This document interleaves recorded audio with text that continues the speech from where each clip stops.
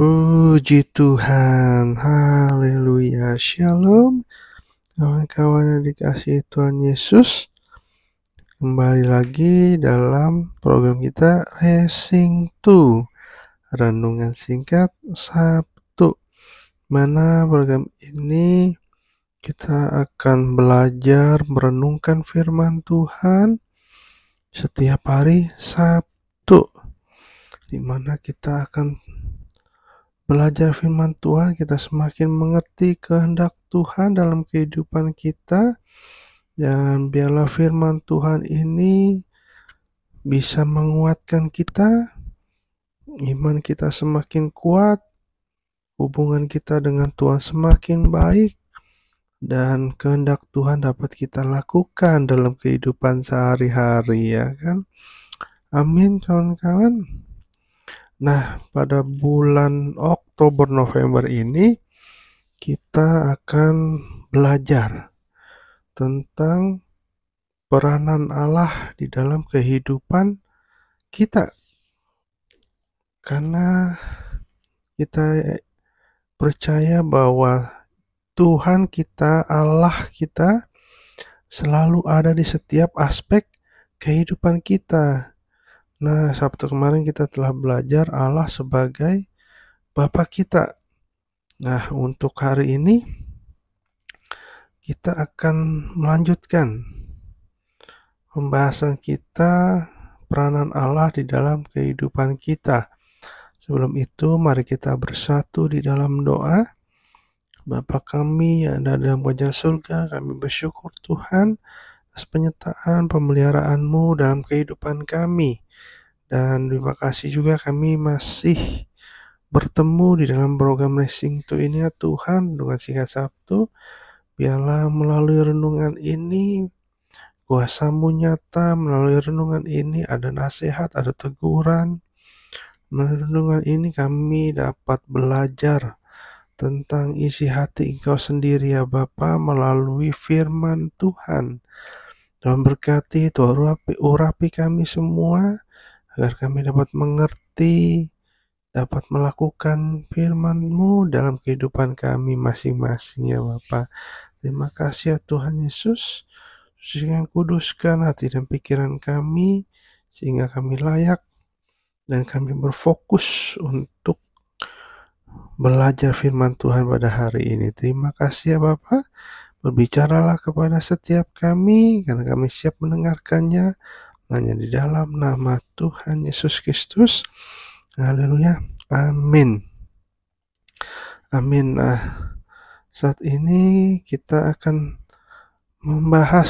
belajar merenungkan firman Tuhan, Allah sebagai juru selamat kita. Ya kan? Mungkin ini adalah sebuah basic kekristenan, sebuah dasar, ya kan, di mana Allah kita di dalam Yesus Kristus itu menjadi juru selamat kita, penebus dosa-dosa kita. Inilah dasar kekristenan. Tapi kita mau belajar, kawan-kawan, lebih dalam lagi. Kita mau belajar bahwa Yesus itu adalah sebagai juru selamat kehidupan kita, ya kan. Nah, kadang-kala ada yang berpikir, lah Yesus kok Tuhan gitu, ya kan, padahal dia manusia. Kawan, kita sudah tahu dan kita percaya bahwa Yesus 100% manusia, 100% Allah, karena dia dikandung dari Roh Kudus. Ya kan, artinya apa? Ya tentu Yesus itu Allah, karena dia dikandung dari Roh Allah sendiri, Roh Kudus. Kalau dia lahir dari persetubuhan manusia antara suami dan istri, dia hanya anak biasa, anak manusia biasa. Coba kita lihat dulu di dalam Yohanes 1 ayat 1 sampai 2. Kemudian langsung dilanjutkan di ayat 14. Nah, kita lihat Yohanes 1 ayat 1 sampai 2. Pada mulanya adalah firman. Firman itu bersama-sama dengan Allah, dan firman itu Allah. Ia pada mulanya bersama-sama dengan Allah. Firman itu telah menjadi manusia dan diam di antara kita, dan kita telah melihat kemuliaannya, yaitu kemuliaan yang diberikan kepadanya sebagai anak tunggal Bapa, penuh kasih karunia dan kebenaran. Nah, pada mulanya adalah firman. Firman itu bersama-sama dengan Allah, dan firman itu adalah Allah. Jadi kalau Allah tanpa firman, itu bukan Tuhan, itu bukan Allah, kawan, ya kan? Otomatis Allah itu punya firman, karena firman itu adalah Allah sendiri. Nah, dia katakan pada mulanya bersama dengan Allah. Firman itu telah menjadi manusia. Ya kan? Jadi Yesus itu adalah firman Allah yang jadi manusia. Tidak mungkin ada yang bisa membantah ini, kawan, ya kan? Loh, dia kan Allah, dia maha besar, dia maha kuasa. Allah mau jadi apa juga bisa. Ya kan? Di semua manusia, semua agama pasti akan bilang bahwa Allah itu maha besar, maha kuasa. Oleh karena itu, dia maha kuasa, maha besar, apapun bisa dia lakukan, ya kan? Kalau mau jadi ikan koi juga bisa, ya kan? Mau jadi kura-kura bisa, bahkan jadi batu aja bisa. Tapi bukannya apa yang harus dia jadikan bisa, tapi yang terpenting adalah tujuannya apa, ya kan? Untuk apa firman itu menjadi ikan misalkan. Nah, firman itu menjadi manusia supaya untuk menebus dosa-dosa manusia, ya kan? Makanya Allah sendiri yang menjadi manusia melalui Yesus Kristus. Di sini dikatakan di ayat 14, kemuliaan yang telah diberikan kepadanya sebagai anak tunggal Bapa, penuh kasih karunia dan kebenaran. Penuh kasih karunia dan kebenaran. Jadi kita itu hidup oleh kasih karunia dan kebenaran. Kasih karunia itu harusnya kita tidak layak, harusnya bukan untuk kita, tapi kita dilayakkan, dan kita itu diberikan cuma-cuma, ya kan, oleh Yesus. Yesus sang juru selamat pada saat dia mati di kayu salib. Yesus bilang apa? Sudah selesai. Artinya apa? Sudah selesai semua dosa-dosa manusia, semua kutuk-kutuk yang ada di dunia ini, bahkan kuasa maut sudah diselesaikan di kayu salib. Sehingga kita dikuduskan, kita diampuni dosa-dosa kita. Karena tidak mungkin manusia bisa mencapai Allah. Nah, nanti kita akan belajar. Coba kita lihat lagi di dalam Yohanes 3 ayat 16 sampai 18. Yohanes 3 ayat 16 sampai 18. Allah sebagai penyelamat kita, ya kan, sebagai manusia, penyelamat manusia. Ini adalah ayat yang populer karena begitu besar kasih Allah ke dunia ini sehingga ia telah mengaruniakan anaknya yang tunggal supaya setiap orang yang percaya kepadanya tidak binasa melainkan beroleh hidup yang kekal. Sebab Allah mengutus anaknya ke dalam dunia bukan untuk menghakimi dunia melainkan untuk menyelamatkannya oleh dia. Barang siapa percaya kepadanya, ia tidak akan dihukum. Barang siapa tidak percaya, ia telah berada di bawah hukuman, sebab ia tidak percaya dalam nama anak tunggal Allah. Nah, anak tunggal Allah artinya bukannya Allah melahirkan, ya kan, bukannya Allah punya anak. Maksudnya itu adalah tempat asalnya. Gitu, ya kan, misalkan ada anak remaja itu, ya, anak SMA ketemu di jalan. Wah, lu anak mana lu, gitu, ya kan. Wah, gua anak Sudirman misalkan, gua anak Betawi, gitu, ya kan. Anak apapun gitu, ya. Anak anak menteng nih. Nah, bukan berarti menteng itu melahirkan, tapi itu menggambarkan dari mana dia berasal, dia dilahirkan. Sama anak tunggal Allah artinya apa? Menggambarkan bahwa Yesus itu berasal dari Allah sendiri. Ya kan? Jadi bukan Allah yang melahirkan. Yang melahirkan kita tahu bahwa Maria. Nah, jadi kita lihat siapa yang percaya kepadanya tidak binasa, melainkan beroleh hidup yang kekal. Nah, Yesus itu datang ke dunia bukan untuk menghakimi, tapi untuk menyelamatkannya. Barang siapa yang percaya, ia tidak akan dihukum. Nah, kawan-kawan, jika ada yang mendengarkan, belum percaya kepada Yesus, mari kita ambil keputusan untuk percaya Yesus agar kita diberoleh hidup yang kekal di sorga, ya kan? Nah, mari kita belajar, kawan. Selanjutnya, mengapa sih kok Allah itu mau repot-repot gitu, ya kan? Kan di firman Tuhan dikatakan Yesus itu, Allah itu mengosongkan diri, ya kan? Mengosongkan diri dari keilahiannya, dari kealahannya, mengosongkan diri menjadi manusia. Jadi dia meninggalkan Allahnya, meninggalkan keilahiannya menjadi manusia, 100% manusia, tapi tetap 100% Allah. Di sini bukan berarti Allahnya ada 3, ya kan? Tapi itu adalah firman Allah yang menjadi manusia. Nah, terus kenapa sih Allah mau repot-repot gitu kan? Mau dia turun lewat firman-Nya, yaitu Yesus harus datang ke dunia untuk menyelamatkan manusia. Yang pertama, tentu karena manusia itu sudah jatuh ke dalam dosa. Kita ingat ketika Adam dan Hawa di Taman Eden, mereka manusia pertama yang telah berbuat dosa, ditipu oleh iblis melalui ular, ya kan? Iblis itu menyamar sebagai ular. Dia ngomong kepada Hawa,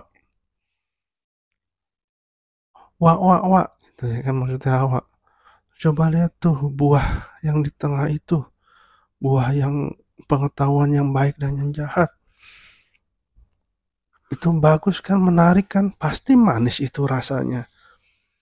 Makan aja itu, gitu kan. Kata Hawa bilang, nggak boleh, itu dilarang. Nanti aku bisa mati nanti kalau makan itu, ya kan, karena itu larangan dari Tuhan. Terus si ular menipu. Oh, tentu tidak mati kamu, ya kan. Tapi kamu dan Adam manusia itu akan menjadi seperti Allah. Wah, jadi mengetahui mana yang benar, mana yang salah. Akhirnya terbujuklah Hawa, dimakan, ya kan, buahnya, dan akhirnya mereka jatuh ke dalam dosa karena melanggar perintah Allah. Jadi zaman dulu ular bisa ngomong berarti, ya kan, kawan ya. Mungkin, ya kan, mungkin apakah zaman dulu itu hewan bisa ngomong juga, ya kan? Kita nggak tahu deh, ya kan. Jadi banyak film-film ya anak-anak hewan-hewan bisa ngomong, tapi itu hanya senda gurau saja, ya kan. Ya, dan kita lihat, jadi kenapa Yesus harus datang ke dunia, ya kan? Anak tunggal Allah sendiri harus datang untuk menyelamatkan manusia, karena satu, karena manusia sudah jatuh ke dalam dosa. Kalau dulu manusia nggak jatuh dalam dosa, mungkin nggak ada Yesus, ya kan? Yesus nggak usah repot-repot turun ke dalam dunia ini.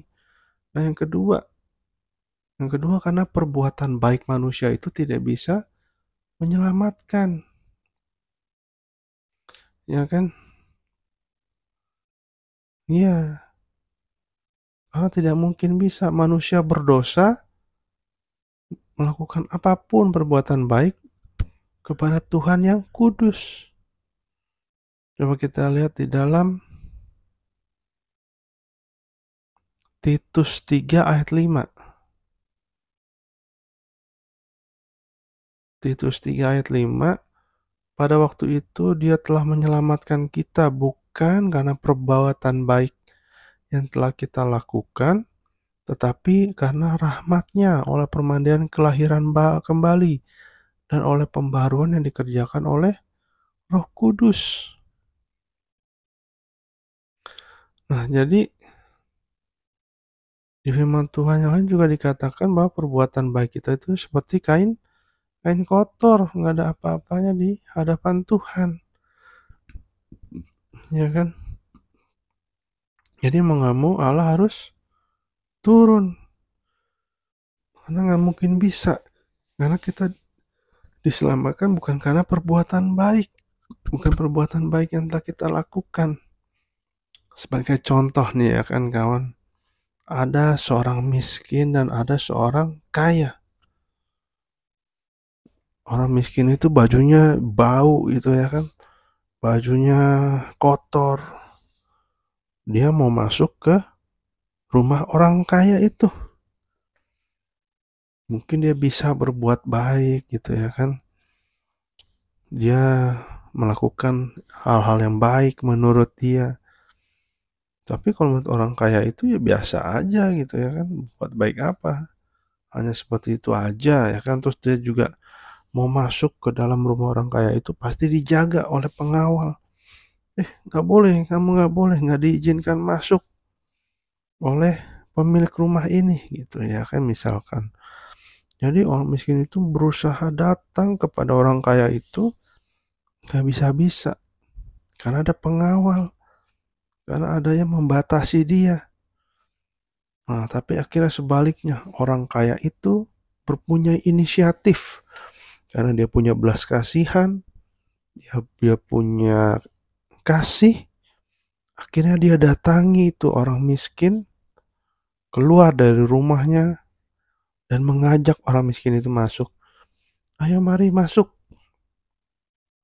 nanti akan saya sediakan makanan, pakaian, baju yang bagus, hidup yang layak.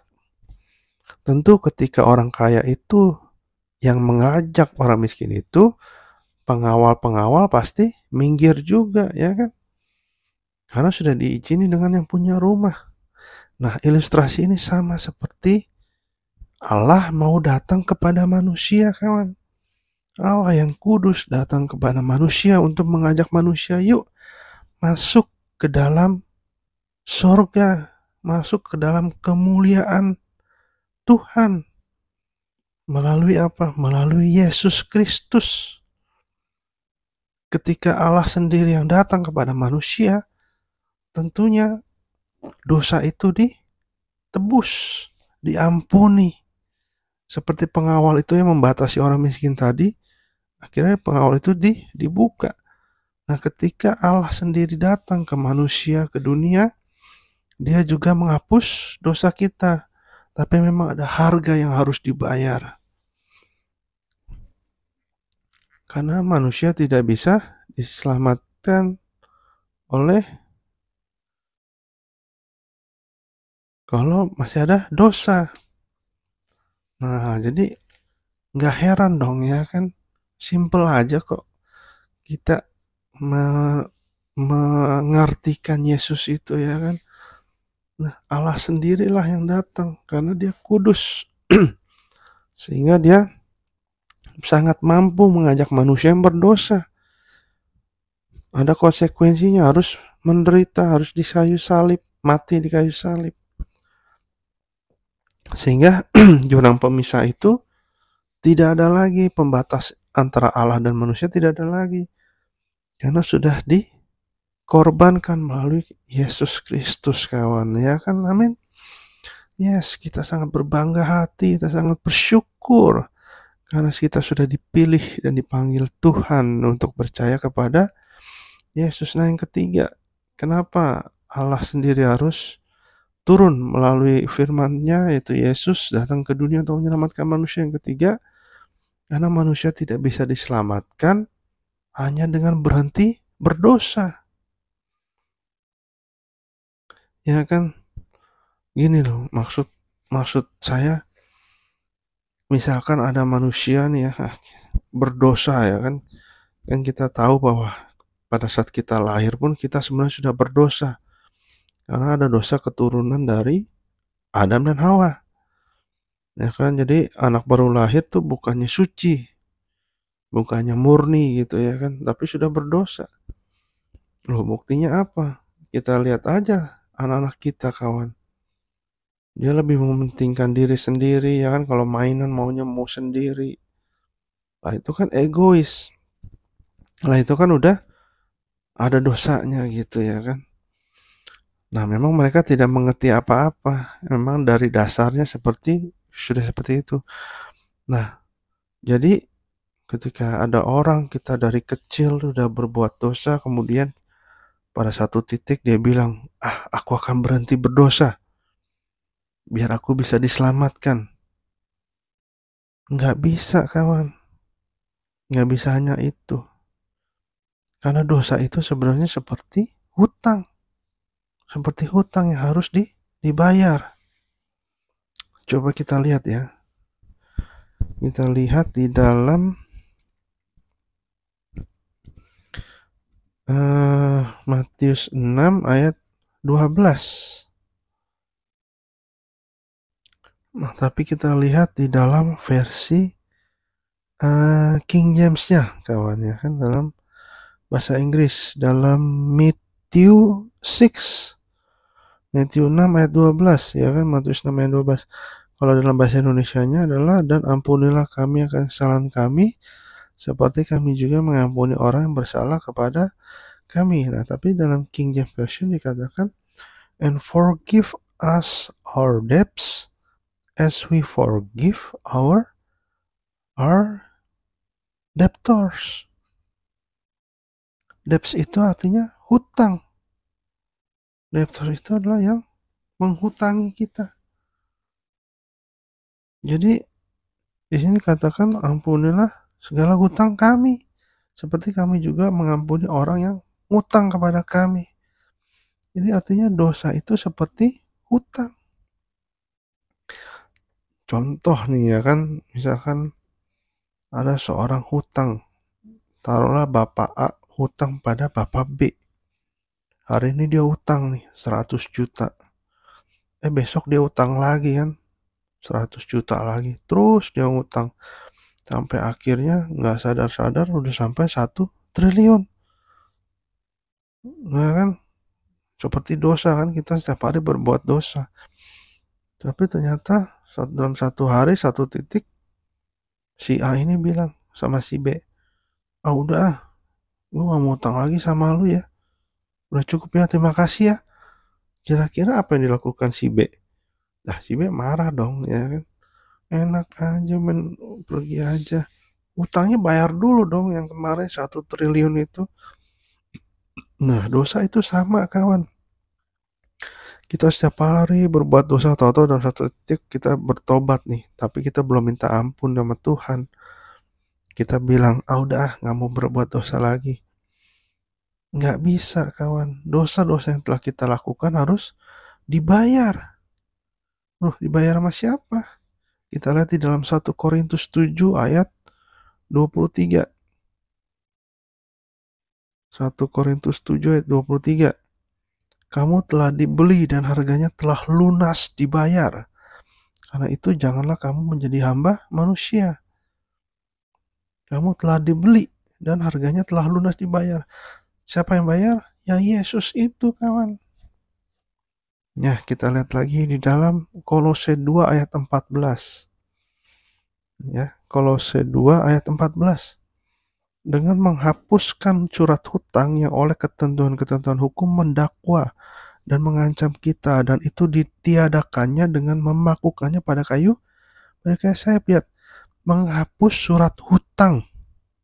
Surat hutang kita tuh dihapus. Yang oleh ketentuan-ketentuan hukum mendakwa dan mengancam kita. Harusnya dengan hutang itu, dengan dosa itu, kita ada hukuman yang terus mendakwa, yang mengancam. Tapi itu dikatakan itu ditiadakan oleh siapa? Oleh Yesus dengan memakukannya pada kayu salib. Lihat kawan, jadi dosa-dosa kita itu harus ada yang bayar, karena dosa itu seperti hutang, ya kan? Dalam firman Tuhan yang lain dikatakan dengan adil dong, karena satu orang, semua manusia berdosa. Kita ingat satu orang itu siapa? Adam. Semua orang menjadi berdosa, dan akhirnya dengan satu orang pula seluruh dunia, seluruh manusia diampuni dosanya itu oleh siapa? Yesus. Istilahnya imbang dong, ya kan? Satu lawan satu. Adil dong, bener nggak? Iya kan kawan? Karena Adam semua berdosa. Nah ini karena Yesus semua orang diampuni.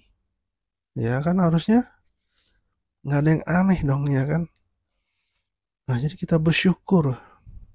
Kita tuh punya Allah sebagai juru selamat kita, itu Yesus Kristus kawan. Jadi ada 3. Kenapa sih Allah sendiri lewat firman-Nya itu Yesus harus datang ke dunia untuk menyelamatkan manusia? Karena yang pertama, karena manusia itu sudah jatuh ke dalam dosa yang melalui Adam dan Hawa itu menjadi dosa keturunan. Yang kedua, karena perbuatan baik kita tidak bisa menyelamatkan. Mau itu amal ibadah, mau itu perbuatan-perbuatan baik, kita menolong banyak orang. Kalau tanpa Kristus itu tidak bisa menyelamatkan. Tapi ketika kita terima Yesus, kita menerima kasih karunia, menerima anugerahnya, nah otomatis kita akan berbuat baik. Tapi kita berbuat baik bukan untuk diselamatkan, tapi kita berbuat baik karena kita sudah diselamatkan. Makanya kita mau berbuat baik kepada orang. Nah, yang ketiga, karena manusia itu tidak bisa diselamatkan dengan berhenti berdosa, harus ada yang bayar dosa-dosanya. Nah, terus apa harapan kita? Apa harapan yang kita terima dari Yesus, kawan?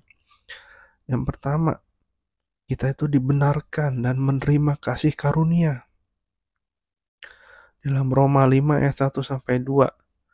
Sebab itu kita yang dibenarkan karena iman, kita hidup dalam damai sejahtera dengan Allah oleh karena Tuhan kita Yesus Kristus. Oleh Dia kita juga beroleh jalan masuk oleh iman kepada kasih karunia ini. Di dalam kasih karunia ini kita berdiri dan kita bermegah dalam pengharapan akan menerima kemuliaan Allah.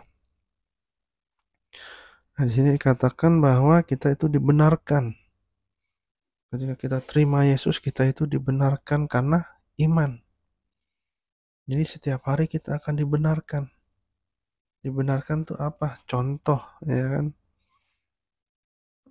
Ada anak saya gitu, pakai sendal nih. Salah nih, terbalik. Apakah saya sebagai bapak diam-diam saja? Tentu enggak dong, harus dibenarkan dong. Itu salah, anakku, ketukar kebalik, harusnya yang kanan yang ini, yang kiri yang ini. Oh iya salah ya Pak, iya salah. Akhirnya diperbaiki, jadi benar. Hidup kita juga seperti itu. Ketika kita terima Yesus, hari demi hari kita akan dibenarkan. Oh ini salah, oh salah ya. Dan kita harus rendah hati, oh iya berubah. Ya kan? Dan juga menerima kasih karunia. Di ayat 2 tadi, oleh Dia kita juga beroleh jalan masuk oleh iman kepada kasih karunia. Nah, kasih karunia itu apa, kawan? Kasih karunia itu contohnya gini ya kan, ada 3 nih. Ada 3 tingkatan. Yang pertama itu upah. Nah, kalau upah itu sesuatu yang kita dapatkan memang karena kita layak mendapatkannya, ya kan. Misalkan kita udah bekerja di satu perusahaan sesuai jam kerja, sesuai hari kerja. Kita juga kerja dengan baik, dengan benar. Tentu kita mendapatkan upah karena kita sudah bekerja dulu, dapatlah upah. Yang kedua hadiah. Nah, hadiah itu kita dapetin pasti ada alasannya. Misalkan kita ulang tahun dikasih hadiah, ya kan. Misalkan kalau kita sebagai marketing mau tembus target kita, dapatlah hadiah berupa insentif misalkan, ya kan. Kalau ada yang ulang tahun, ada yang hari Valentine misalnya, ya kan, hari kasih sayang, ada yang memberikan coklat, bunga, hadiah. Nah, itu hadiah diberikan memang cuma-cuma, tapi ada alasannya. Tapi yang ketiga, kasih karunia ini. Kasih karunia ini, kita itu sebenarnya nggak layak. Kita itu nggak ada alasan gitu loh untuk menerimanya. Dan kita itu sebenarnya nggak layak, nggak pantas gitu kita menerimanya. Kita ini hanya manusia berdosa. Kita nggak pantas menerima kasih Kristus. Kita nggak pantas sebenarnya untuk menerima darah Yesus. Tapi apa? Kita dilayakkan. Akhirnya kita diberikan kasih karunia gratis. Tapi gratis ini bukan gratisan. Bukan yang murahan gratisnya. Tapi ini luar biasa mahal, ya kan kawan? Walaupun gratis tapi mahal, jadi kita bersyukur, kita beruntung sekali mendapatkan kasih karunia. Jadi kalau upah itu kita udah bekerja, kita layak mendapatkannya. Dan kalau hadiah, kita mendapatkannya memang tanpa berbuat apa-apa, tapi harus ada alasannya. Kalau kucuk-kucuk kita ada orang yang ngasih hadiah gitu kan, nah itu rada aneh itu, ya kan. Mungkin antara keluarga, antara anak dan istri, suami, ya itu mungkin. Tapi kalau orang lain tahu-tahu kucuk-kucuk kasih hadiah, wah jangan-jangan itu lagi deketin kita, ya kan. Kalau yang masih jomblo. Nah yang ketiga, kasih karunia. Kasih karunia itu kita nggak berbuat apa-apa, kita nggak kerja apa-apa, kita juga nggak ada alasan apa-apa, tapi itu kita menerimanya secara cuma-cuma gratis. Itulah yang Tuhan Yesus berikan kepada kita. Wow, luar biasa kawan. Kalau kita renungkan ini, kita ini sebenarnya hanya debu tanah, kita ini hanya manusia berdosa, tapi dibenarkan dan kita diberikan kasih karunia begitu luar biasa. Tidak semua orang bisa mendapatkan ini kawan, ya kan. Nah yang kedua, harapan apa yang kita terima dari Yesus? Tentunya keselamatan hidup yang kekal. Ketika kita dibenarkan, kita menerima kasih karunia, upah kita apa? Keselamatan hidup yang kekal. Dosa kita diampuni, kita akan menerima hidup yang kekal di sorga nanti, ya kan. Jadi kita berjuang untuk hal ini.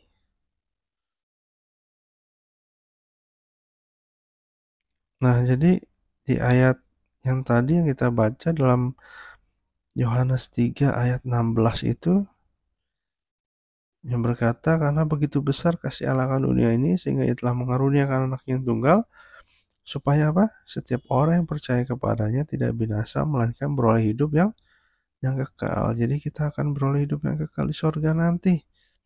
Ketika kita sudah meninggal ataupun ketika Yesus datang kembali kedua kalinya.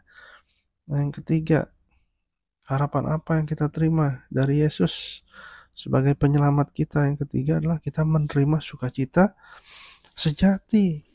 Pasti ada sukacita. Kalau ada orang Kristen, orang percaya Yesus nggak sukacita, jangan-jangan ada yang salah.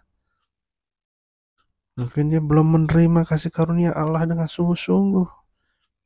Karena orang yang menerima kasih karunia Allah, kasih karunia dari Yesus, anugerah dari Yesus, penebusan dosa, pasti bersukacita, ya kan. Kalau kita sadari itu, masalah-masalah di dunia ini kecil lah, ya kan. Karena dalam firman Tuhan bilang setiap masalah-masalah dunia ini tidak ada apa-apanya dibanding dengan kemuliaan yang akan kita terima nanti di sorga. Jadi kita harus kuat. Masalah itu hanya kecil, hanya sementara. Kita lihat di dalam Amsal 10 ayat 28. Amsal 10 ayat 28 katakan, harapan orang benar akan menjadi sukacita, tetapi harapan orang fasik menjadi sia-sia.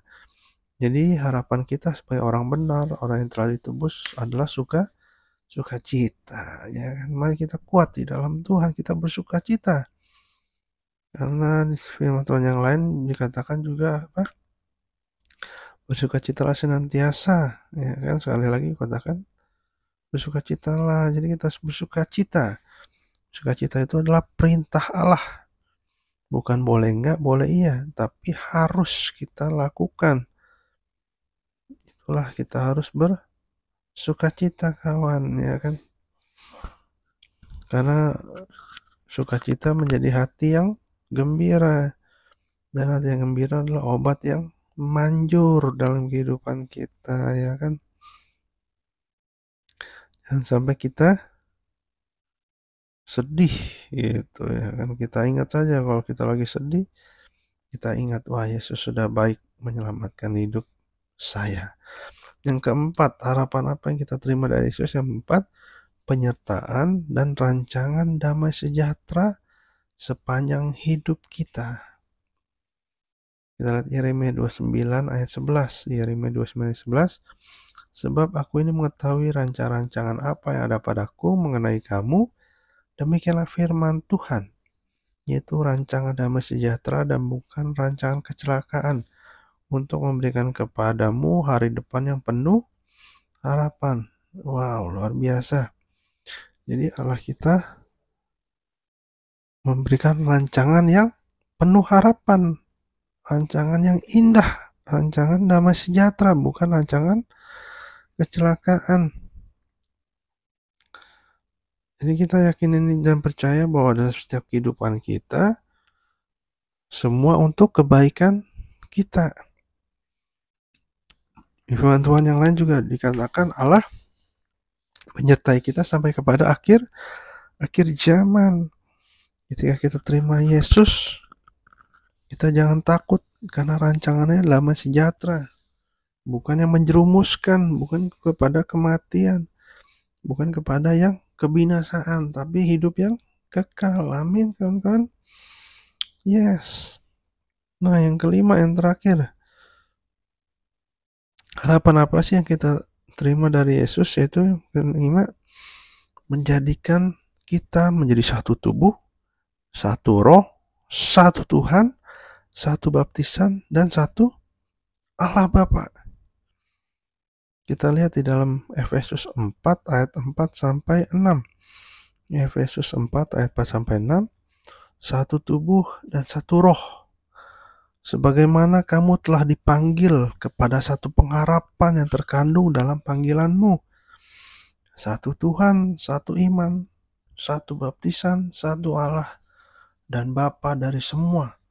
Allah yang di atas semua dan oleh semua dan di dalam semua. Amin. Ya kan? Jadi itu Yesus mau kita itu menjadi satu. Kita bersatu mengalahkan tipu muslihat iblis. Kita kalahkan kuasa-kuasa setan. Karena kuasa Allah jauh lebih besar. Apalagi kalau kita bersatu. Itu apa? Satu tubuh dan satu roh. Satu tubuh dalam Kristus. Satu roh dalam Roh Kudus. Sebagaimana kita telah dipanggil, ya kan, kepada satu pengharapan dalam panggilan itu. Yaitu satu Tuhan, satu iman, satu baptisan, satu Allah dan Bapa dari semua. Jadi semuanya ada di dalam Allah. Jadi kita semua harus menjadi satu. Lihat ya. Jadi Allah itu satu. Dan satu baptisan. Mau itu baptisan percik atau tenggelam. Tapi lebih baik kita ikuti seperti teladan Yesus. Yesus dibaptis secara selam. Ditenggelamkan gitu ya kan. Jadi kita nggak usah ribut-ribut dengan hal-hal yang seperti itu. Supaya kita terus bersatu di dalam Kristus. Nah, kita tahu hati-hati akhir zaman ini ya kan. Iblis itu meniru Tuhan. Meniru Tuhan. Menirunya apa? Iblis itu ingin menjadikan satu dunia. Dunia ini menjadi satu pemerintahan. Iblis itu di akhir zaman ya, zaman akhir ini ingin menyatukan dunia. Nanti akan ada satu pemimpin dunia yang menguasai dunia ini, kawan. Sepertinya seperti itu. Nanti di dalam firman Tuhan juga sudah dijelaskan bahwa akan bangkit antikristus yang lebih besar. Satu pemerintahan, ya kan? Jadi kita juga harus bersatu. Kita harus sungguh-sungguh di dalam Tuhan. Nanti jangan sampai kita kalah dengan iblis, kalah dengan dunia ini. Dan kita yakin dan percaya bahwa pada saatnya nanti kita akan terus setia sama Tuhan. Kita taat sama Tuhan, ya kan? Ketika Yesus datang, Yesus berkata, apakah ada iman yang kutemukan di dunia ini? Jadi biarlah kita punya iman kepada Yesus Kristus, karena itulah yang menyelamatkan kita. Ya kan? Nah, kita sudah belajar dan mengerti ada 5 harapan. Paling nggak ada 5 harapan yang kita terima dari Yesus. Yang pertama, kita dibenarkan, kita menerima kasih karunia. Itu bukan usaha kita sendiri, tapi itu pemberian yang gratis, anugerah. Yang kedua, tentunya kita akan menerima kehidupan yang kekal, keselamatan. Yang ketiga, kita menerima sukacita sejati, di mana orang dunia juga selalu mencari kebahagiaan, tapi mereka dari kebahagiaannya yang semu, yang sementara. Tapi kita punya Yesus, kita menjadi sukacita yang sejati. Yang keempat, penyertaan dan rancangan damai sejahtera sepanjang hidup kita yang diberikan oleh Yesus. Yang kelima, menjadikan kita menjadi satu tubuh, satu roh, satu Tuhan, satu baptisan, dan satu Allah Bapa. Sehingga kita dapat bersatu. Karena ada slogan yang berkata apa?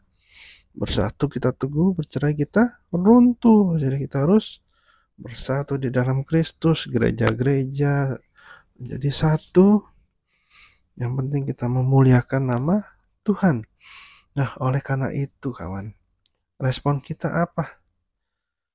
Kita sudah mengerti nih, kita sudah menerima Yesus sebagai Tuhan, kita terima kasih karunia itu, dan Allah terus memberkati kita, ya kan? Respon kita apa? Karena kita sudah menerima penebusan dosa, mempunyai pengharapan-pengharapan yang tadi kita pelajari. Dan apa yang harus kita lakukan untuk mempertahankannya? Apa harus kita lakukan untuk mengembangkan itu semua? Yaitu apa respon kita? Kita harus hidup suci, hidup kudus. Ya kan? Karena hidup kudus itu penting. Karena Yesus itu kudus, karena Allah kudus. Jadi kita pun harus kudus. Kita lihat di dalam 1 Yohanes 3 ayat 3. 1 Yohanes 3 ayat 3, setiap orang yang menaruh pengharapan itu kepadanya menyucikan diri sama seperti Dia yang adalah suci. Jadi biarlah kita setiap hari kita terus mensucikan diri kita, terus memangkas dosa-dosa kita. Satu demi satu kita buang sampah-sampah itu di dalam pikiran kita, di dalam hati kita. Sampah dosa, ya kan, dikit sedikit kita buang. Karena di 1 Yohanes 3 ayat 3 ini dikatakan setiap orang yang menaruh pengharapan itu kepadanya, kepada Yesus, menyucikan diri sama seperti Dia yang adalah suci. Jadi kita selalu menyucikan diri kita setiap hari. Lewat apa, kawan? Lewat pembacaan firman Tuhan, lewat berdoa, puji-pujian, penyembahan, kita melayani Tuhan, kita beribadah kepada Tuhan setiap hari Minggu. Akan ada ibadah pertengahan minggu, kita ikuti juga, ya kan. Apapun yang membuat iman kita kuat, lakukan kawan. Ada persekutuan, komsel, kelompok kecil apa itu namanya, semua harus kita ikuti. Ya kan, supaya iman kita semakin kuat. Seperti program ini juga saya terus selalu rindu. Ini juga untuk saya sendiri, supaya saya dapat belajar dari Tuhan. Kita menerima kebenaran firman Tuhan, sehingga kita makin hari makin mengenal Kristus dengan benar. Ya, kawan, biarlah ini menjadi berkat buat kita semua. Kita sudah belajar tentang pertama Allah sebagai Bapa kita, yang Dia akan selalu menyertai kita, selalu memberikan yang terbaik untuk kita karena sebagai Bapa. Nah, yang saat ini kita sudah belajar tentang Allah itu sebagai juru selamat kita melalui Yesus Kristus di kayu salib. Karena kita sudah juga belajar bahwa tanpa Yesus, tanpa Allah sendiri yang turun tangan, kita nggak mungkin bisa ditebus. Karena perbuatan baik kita itu tidak ada apa-apanya di hadapan Tuhan, karena kita manusia berdosa. Makanya Allah sendiri turun, yang kudus, yang suci turun dan menebus dosa-dosa kita. Ya kan, nah barang siapa ada yang mendengarkan firman Tuhan ini, yang belum terima Yesus, ambil keputusan sekarang supaya bisa terima Yesus sebagai Tuhan dan Juru Selamat. Mari kita bersatu dalam doa. Bapa yang baik, kami bersyukur Tuhan atas firman-Mu pada hari ini. Kami diingatkan lagi bahwa Engkaulah Tuhan Yesus sebagai Tuhan dan Juru Selamat pribadi kami ya Bapa. Dan berkati kami ya Tuhan, agar kami terus berpegang teguh. Sekali Yesus, selamanya Yesus. Apapun yang terjadi, apapun tawaran yang dunia kerjakan, apapun yang iblis tawarkan kepada kami tidak mau menggadaikan, meninggalkan Engkau ya Tuhan. Biarlah kami semakin kuat, sehingga kami dapat memiliki hubungan yang baik, hubungan yang intim bersama dengan Engkau Tuhan Yesus. Jika ada yang belum menerima Yesus, Tuhan berkati mereka. Tuhan jamah, ya Roh Kudus, mengubahkan hati mereka, sehingga mereka mau menerima Engkau Yesus sebagai Tuhan dan Juru Selamat pribadi mereka. Terima kasih ya Bapa. Kami bersyukur karena kami masih diberikan kesempatan, Kau memberikan hikmat buat kami untuk belajar firman Tuhan pada hari ini. Biarlah Engkau menuntun kami ya Roh Kudus sepanjang kehidupan kami, sehingga kami dapat mengerti kehendak-Mu, sehingga kami dapat melakukan semua firman Tuhan, semua rencana-Mu dalam kehidupan kami masing-masing. Karena kami satu tubuh Kristus yang akan terus saling melengkapi dalam kehidupan kami. Terima kasih ya Bapa, hanya di dalam nama Tuhan Yesus Kristus. Haleluya, amin. Amin, haleluya. Terima kasih kawan-kawan. Tuhan Yesus memberkati kita semua. Yang belum subscribe, boleh subscribe, boleh di like, boleh di share, di komen. Sehingga kita semakin hari semakin mengenal Tuhan dengan baik. Terima kasih. Tuhan Yesus memberkati kita semua. Bye.